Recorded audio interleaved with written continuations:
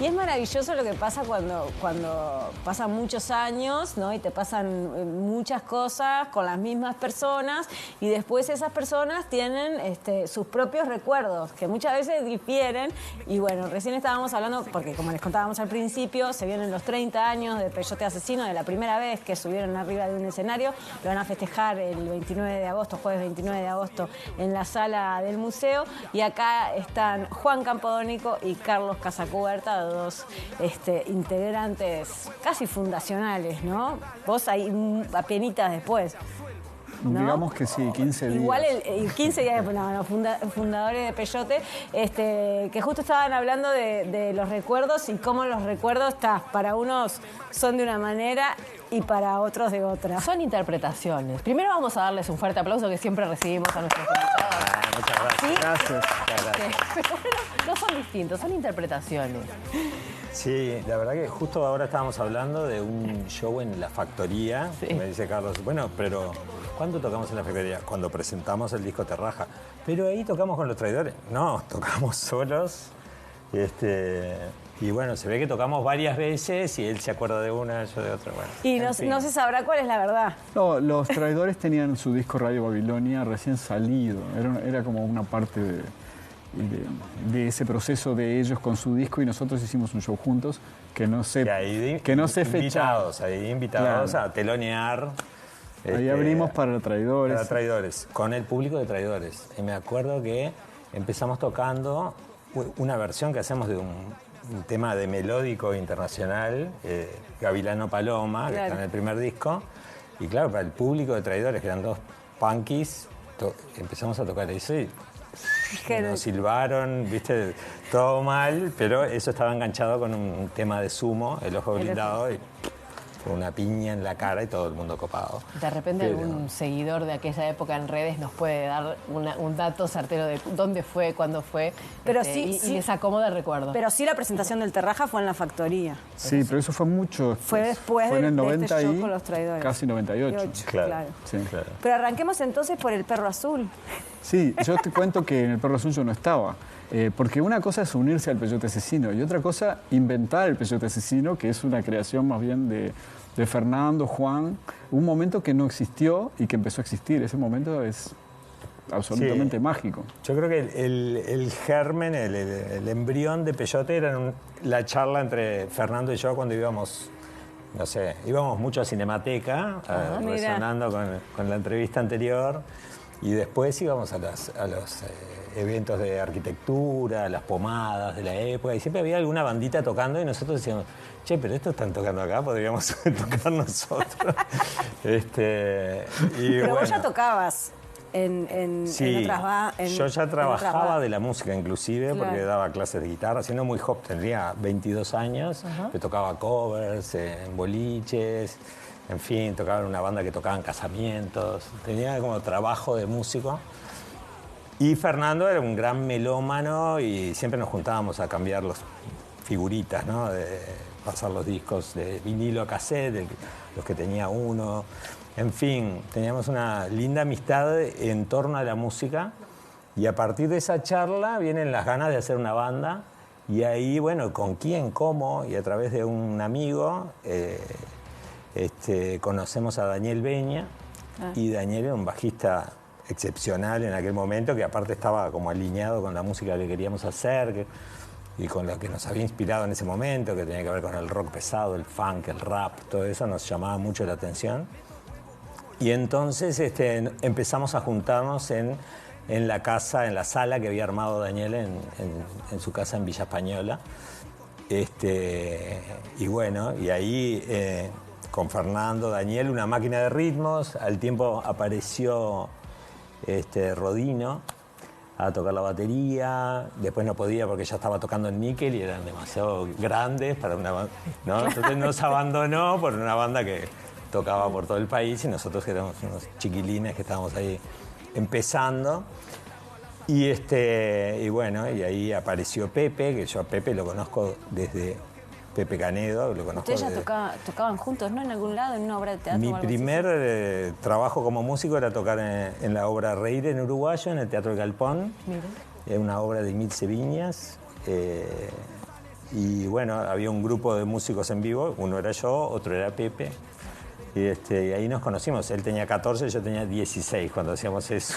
Así que toda la vida. ¿Y vos para esa época ya eras como la rocola humana de tocar la guitarra en los asados? Yo tuve y te mucho... pedían temas y los cantabas y los tocabas. Yo a Carlos lo conozco desde la infancia en ese rol, ¿no? De decir, toca la guitarra, qué bueno. Yo sin saber tocar la guitarra, ¿no? Mira, yo me acuerdo de encontrarme con Juan un día abajo de la sala de Ricky.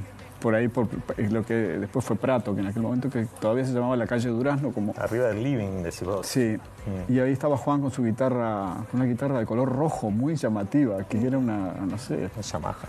Era una Yamaha. Y ahí lo vi y me acordé de él, porque nos habíamos conocido en México. Yo siempre tuve como una relación con la música rara, ¿no? Había tocado, por ejemplo, como bajista en la orquesta del Sabalero. Siendo un adolescente, Siendo ¿no? un adolescente. Pero después realmente puedo decir que me alejé de la música y de hecho yo estaba en Inglaterra estudiando economía, en otro...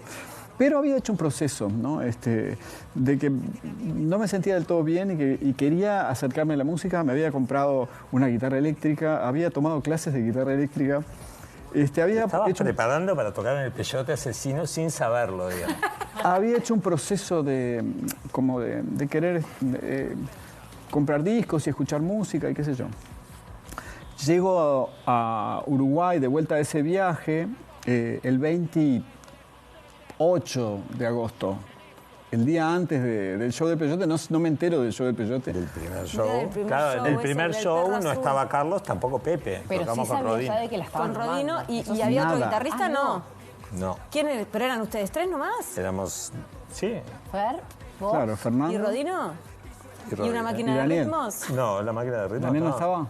No, Daniel, Daniel. sí. por Ah, y supuesto. Daniel, Y Daniel, ya estaba claro. Daniel, claro. Entonces, ponele que, no sé, es unos días muy complicados. Estaban los sucesos del Filtro, que había muerto un manifestante. Era una cosa como muy confusa. Venir a Uruguay, ¿qué está pasando acá? Y caen Juan y Fernando. Che, Carlos, vos estás tocando, y yo qué sé. Yo le dije que sí a todo, ¿viste? Y no sé, a los 3, 4 días estaban ahí en Villa Española ensayando para un show que fue, ponerle 15 días después, en Big Bang, ahí en Lauro Müller. Claro. Que era un lugar donde había movida y había shows y había discoteca y pasaba música, y era un lugar en el que... y para ese show, bueno, yo aprendí todo. Yo no sabía... Los equipos de guitarra, te tengo que contar... no tienen un botón de encendido, tienen 2. Yo no sabía eso. Juan me dijo, venía para hacer música, que yo tenía un equipo muy pobre, ¿no? Me dijo, venía para hacer música, que hay unos equipos de válvulas que están buenos. Me acuerdo salí con el equipo así en brazos, caminando por la calle Paraguay, a la casa de Juan.